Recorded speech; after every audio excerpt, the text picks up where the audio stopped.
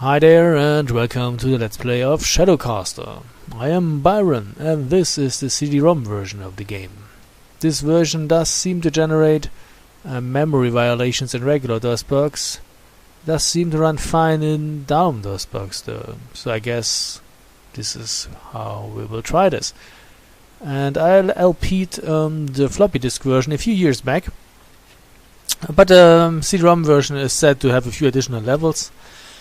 And I thought maybe I should take a look at that too.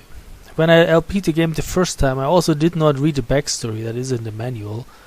It's like a 5-minute reading, and it gives some, it gives you some background information, context to the things that are about to happen, and I'm gonna read that now. So if you don't want to listen to that, skip ahead, like 5 minutes or something. It's titled History. Kurt is a descendant of a magical race which calls itself the People.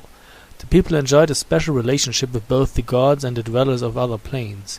They were permitted to take the shapes of these distant beings for the short durations, as they permitted the others to take on human form. This exchange worked for the benefit of both the people and the fantastic creatures from the other planes. The people used it to accomplish tasks that were otherwise beyond their powers, while the fantastic creatures used it to do things only the human form permitted, and to use one shape's strength to compensate for another's weaknesses. The gods gave the gift of morphing to the most worthy of the people. Enjoying as they did the gods' favor and the special powers this entailed, the people built a magnificent society and enjoyed a great and peaceful time under their rulers. Trusting the wisdom of the gods to select the most worthy individuals, those who had the greatest morphing abilities were chosen to lead the people. Not all of the people appreciated this arrangement. Most notably among these were those to whom the gods had declined to give the gift of morphing in any form. These formed a subcaste and were generally regarded and treated as less than people. To these Malkor, the outcast god, appeared and promised power and riches if they would worship him and follow his ways. Members of the subcaste eagerly followed Malkor, who provided a different and evil variation on the gift of morphing. Followers of Malkor would capture animals, people, and the fantastic creatures and slay them in horrific, painful rites.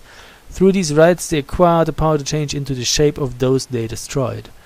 Flaunting their new powers, the most powerful of Malkor's minions were given positions of power over the people.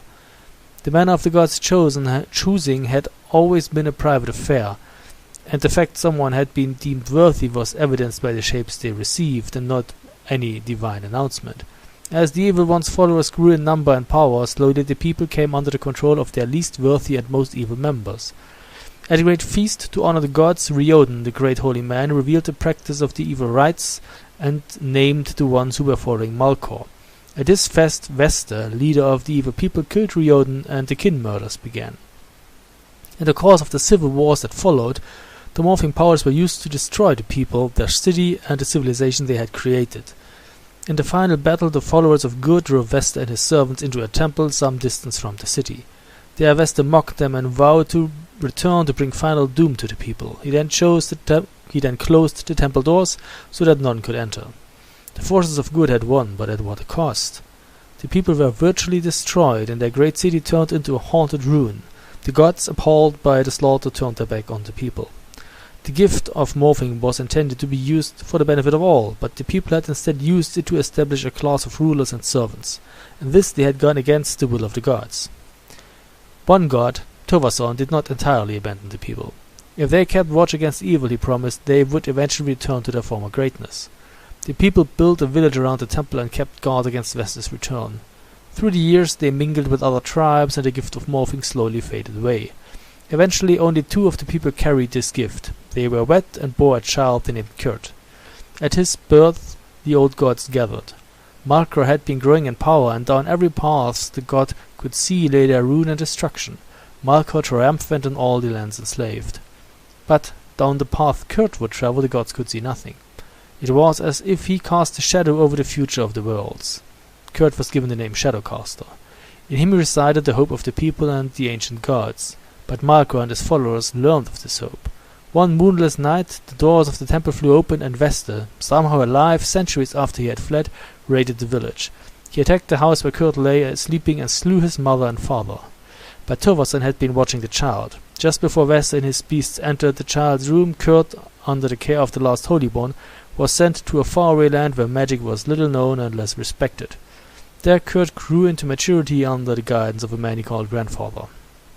Grandfather kept close watch over Kurt, for he knew the evil ones were searching everywhere for him. One night a storm arose in which Grandfather recognized the power of Malkor. On that night Grandfather told Kurt of his heritage and sent him back to the people, just ahead of the rending claws of Malkor's slaves. Kurt, with little knowledge of his new world, acquires the power to change shape by touching an obelisk that puts him in contact with the gods. He fights his way through the ruined, cursed city of the people to cleanse it of a great evil and discovers a way to the temple at the center of the people's village. By the time he gets there, Veste, warned of Kurt's escape from the world Earth, has struck again. He has carried off the last remaining people and has left Kurt a trail to follow through a series of dangerous worlds where evil creatures wait to destroy him. The trail is clear, but can Kurt defeat the successively more powerful servants of Malkor and defeat Veste in a showdown of virtue versus despair to restore the people to the favor of the gods? Well, I guess there's only one way to find out.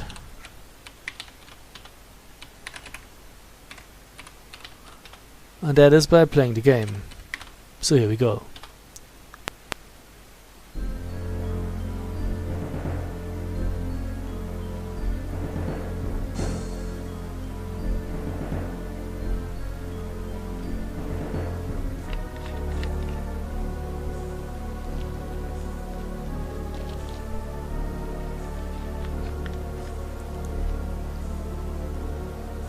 The time has come for Grandfather to tell Kurt of his true heritage. Kurt's people once had the power to exchange shapes with other creatures. Veste, a servant of the Dark One, launched a terrible war to steal the shape-shifting power. The gods sought among Kurt's people for a hero to fight Veste, but their auguries all showed the same dark fate. But Kurt's future was hidden from them, as if some force had cast a shadow upon it. The gods sent Kurt here to this world to protect him from Veste, and they called him by a secret name to hide his identity, Shadowcaster. And so the final battle begins. Farewell, Kurt. I will watch over you if I can. Good luck. And we will probably need it. Okay, so this is a loop. Let's press a button. And we should probably save.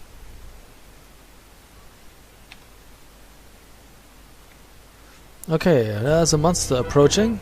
How about we kill it? Ah! Jump kick, baby. So we have gotten 200 XP for killing the monster. What's that? Ah, fire wand. Okay. And some healing.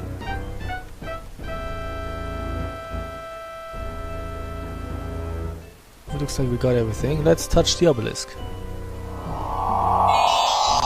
Cool. We're a cat now. You're a kid now, you're a squid now, you're a cat now. And we teleport out.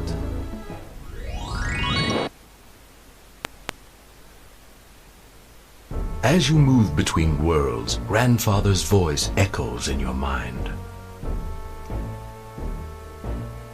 These are the ruins of our people's greatest city. Once it was beautiful, but now it is ruled by Zardaz, the four-armed Death Lord.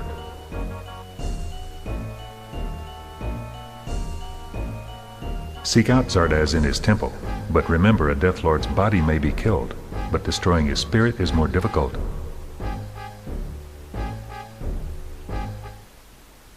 Accept the shape of the Maurin, great warriors who possess the ability to see hidden things. Maurin, okay. I like those sequences between the levels. They give you some background information. Like that you can't really kill that skeleton. I was always wondering why I had to, kill him again and again and again. Well, now I know. Oh hi, there's a strawberry. That is not actually not called a strawberry.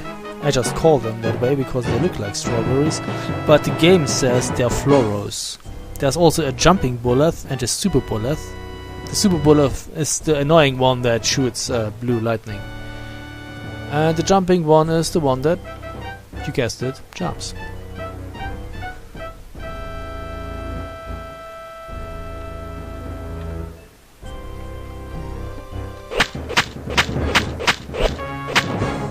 So, each strawberry gives us 100 XP. Pretty nice. And 10% of... well, I mean, each form has its own XP pool, if you want. But 10% of each form's XP also go to the human form. So even if you don't kill anyone as a human, you will eventually level up as a human. Well, because he gets a 10% cut of everything the other forms make.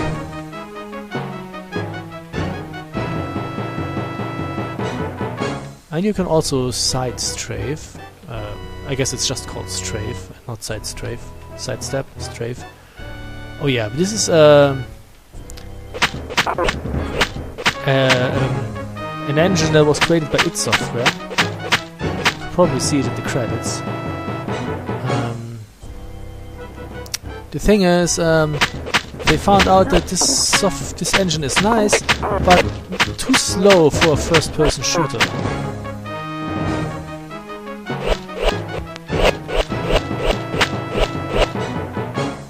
So you can't really use it for a first-person shooter because, well, it's slow. You can't really play Doom in here. Hey, they respawn. I saw you respawning.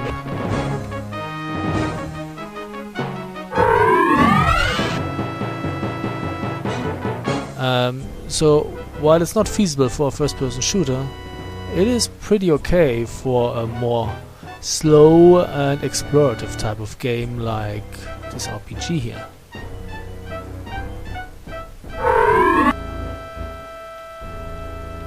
So they licensed the engine out to Raven Software that created this nice little game here.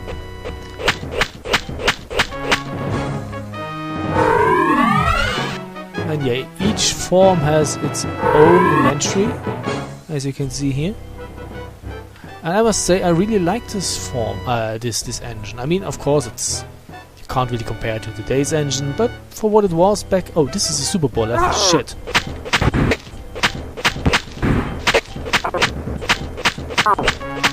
And we level up. But for what it was back in the day, it's pretty decent, I think. I think it's pretty, I like it. And oh, there's another strawberry.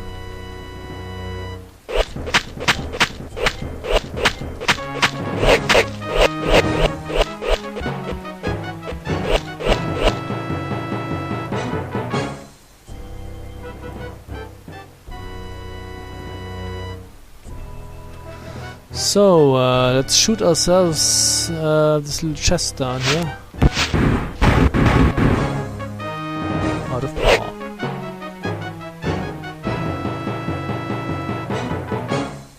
A silver triangle key. That will actually generate a teleporter that we're not going to use right now, but later. Who's jumping over there? Okay, that's a jumping bullet.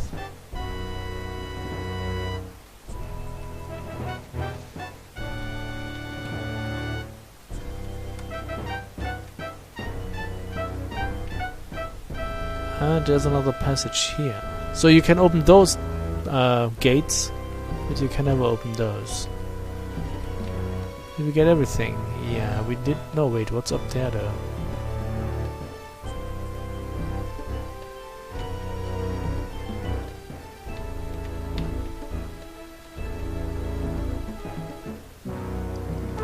Look who spawned again.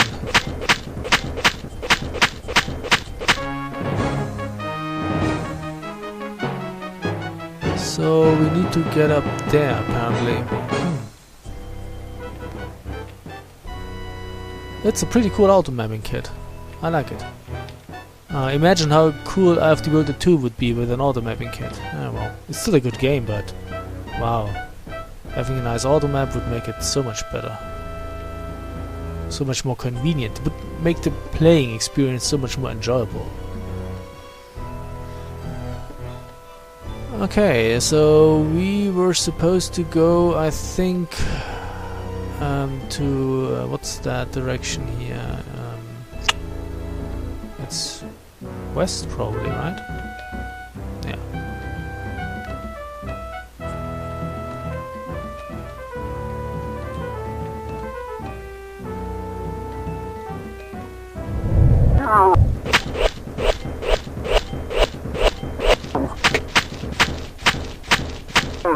Excuse me, am I not hitting you?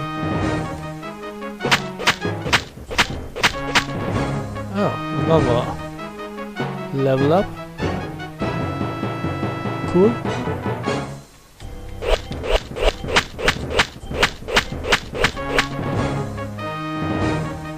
Hey, I see that. I take it.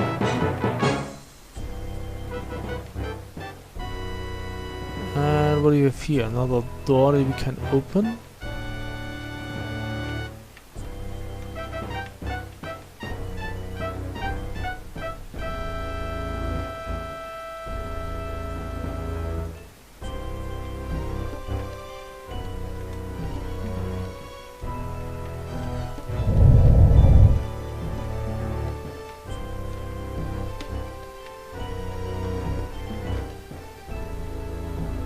That would be a nifty shortcut.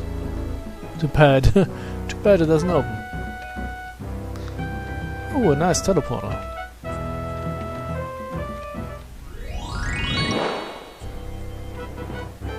Ah. Let's not go here yet.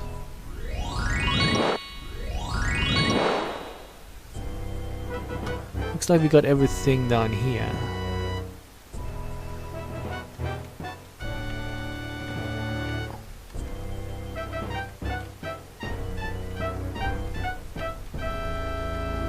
More strawberries.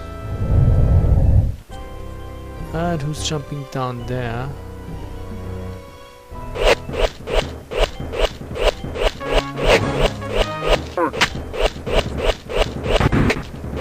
Someone is shooting. Where? There.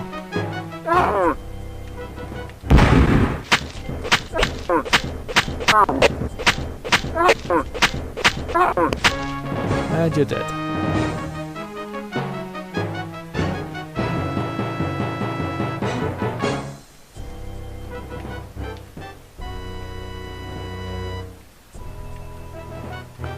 Let's take a look at those. More strawberries.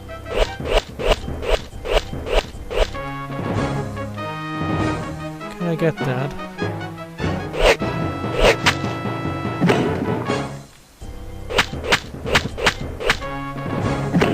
I can't pick up that apparently. Fine, whatever.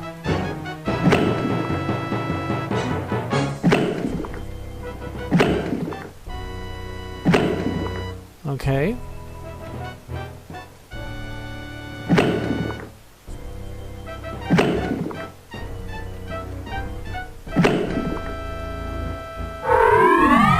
Switch back to human form.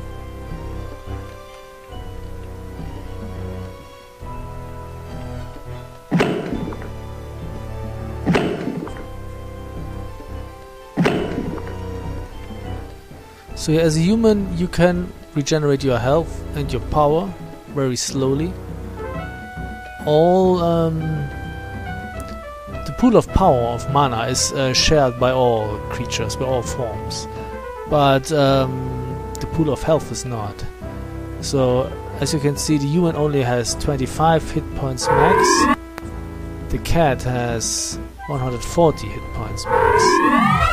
But when the human is at 25% of hit points, the cat is also at 25% of hit points. That is useful, because that means you will need to have a few forms, or at least one form, that A, heals on its own, that would be nice, and has a very low amount of hit hit points, actually, so that you can easily heal up to 100%. Oh, I'm missing a strawberry here. So you can easily and fastly heal up to 100% of a very low number, and then also get 100% on a relatively high number after you switched forms. So, what?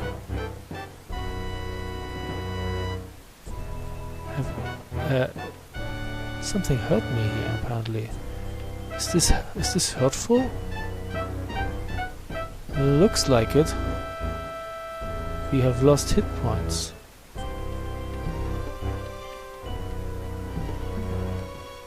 That's odd.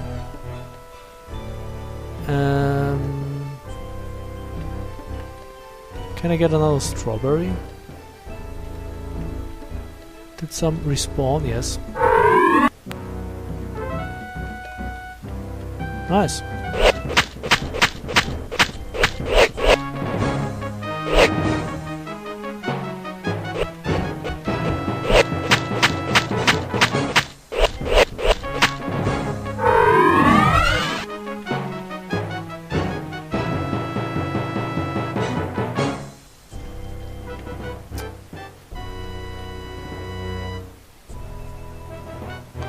So we need to head over here to the east.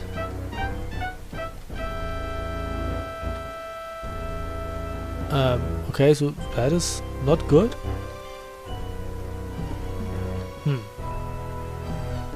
Oh, talking about things that are not good. This is also not good.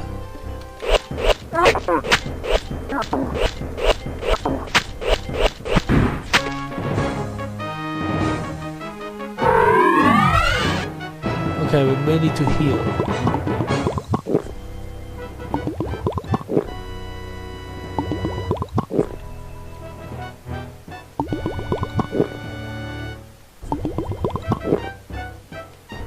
Okay.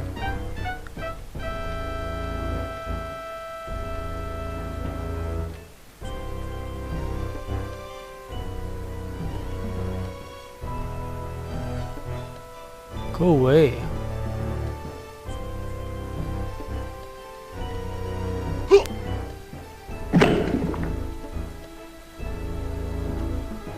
So, I still have a strawberry left.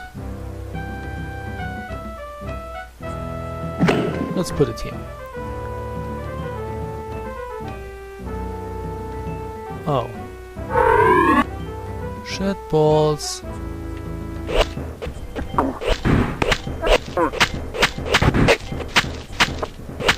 And you're dead.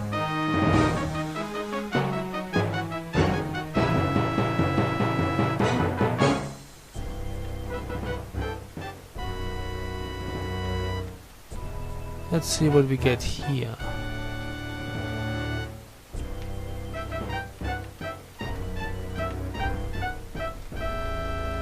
You're just a jumper, not a shooter, right? Good riddance.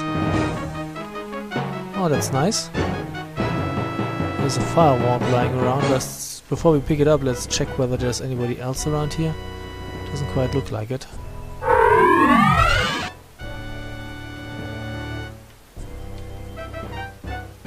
Okay. Did we get everything? Apparently not quite. This seems to be a skeleton. But now we got everything.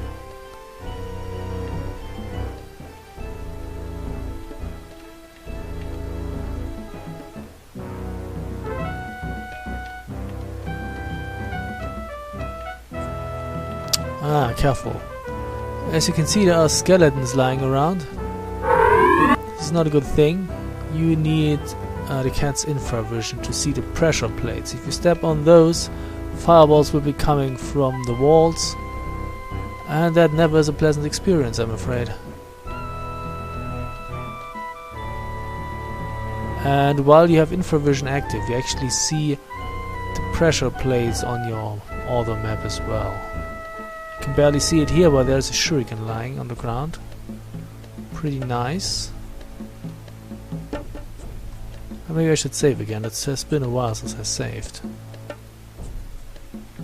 As you can see, I already recorded a video, but it didn't quite work as I hoped it would.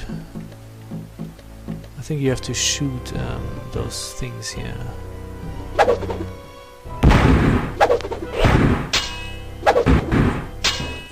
Yeah, the recording didn't work like I hoped it would. The thing is, my hard disk crashed and I had to buy a new one. That also means I had to reinstall my software, my recording software.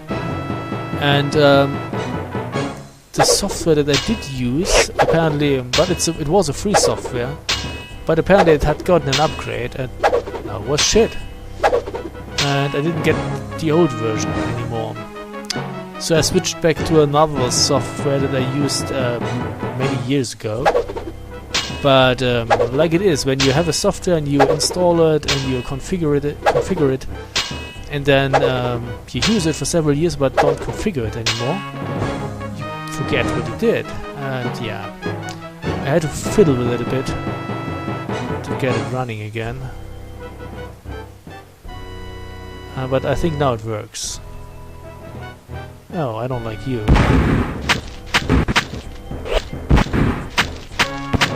Oh, there's actually 3.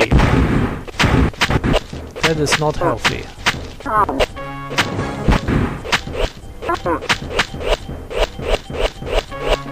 Thank you. Can I... Oh, it's out of power.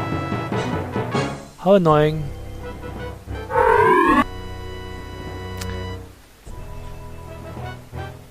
Yeah, but I tried some settings and I think now it's running nicely again.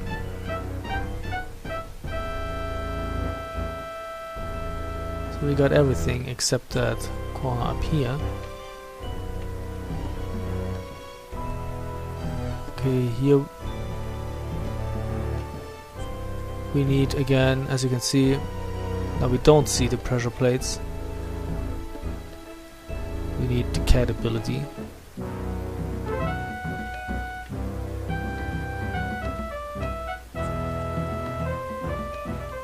I don't know, let's try something.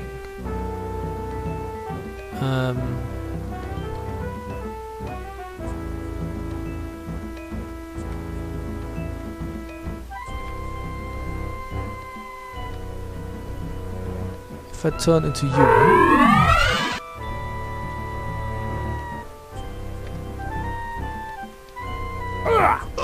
No.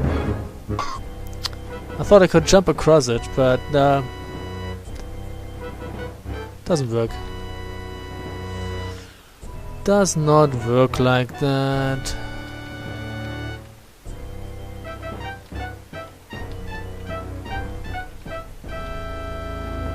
Fine, whatever. But that gave you a chance to see the fireballs in action. That's also nice.